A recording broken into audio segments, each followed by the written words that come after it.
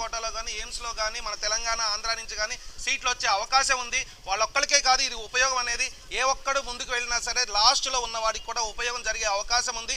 So కొంతమంది తెలంగాణ నుంచి కనీసం ఒక 50 ఈ లెక్కన కనీసం 50 మంది విద్యార్థులకైనా సరే ఆల్ ఇండియా కోటాలోకి వెళ్ళడం వల్ల లాస్ట్లో ఉన్న 50 మంది విద్యార్థులకి డెఫినెట్గా మెడికల్ సీట్ వచ్చే అవకాశం ఉంది. సో ఈ అవకాశం కల్పించే సుప్రీంకోర్టు నుంచి డెసిషన్ రాకముందే ఈ గ్రేస్ మార్కులు అనే విధానాన్ని విత్డ్రా చేసుకొని వాళ్ళకి రీనీట్ పెట్టాలి అనే ఉద్దేశాన్ని మన సెంట్రల్ గవర్నమెంట్ తీసుకోవడం వల్ల చాలా మందికి బెనిఫిట్ జరిగింది. కాబట్టి thanks from our doctors medical academy to the central government, health ministry or prime minister of India, and thanks to everyone. అలానే మనకి ఇన్వెస్టిగేషన్ అనేది సాగుతుంది. దేని మీద అంటే పేపర్ లీకేజ్ అనేది మీద అనేది అది నిజమా కాదా అనేది తేల్చి దాంట్లో ఉన్న దోషుల్ని శిక్షించడం కానీ లేదా నీటి ద్వారా తీసేయడం ద్వారా మరికొంతమందికి కూడా అవకాశం కలిగే అవకాశం ఉంది. కాబట్టి దీని ద్వారా కూడా ఆలోచించాలి. అండ్ వెరీ ఇంపార్టెంట్ థింగ్ ఏంటంటే ఇప్పుడు 6 పోయినా సరే 720కి 720 వచ్చిన 67లో 6 పోతే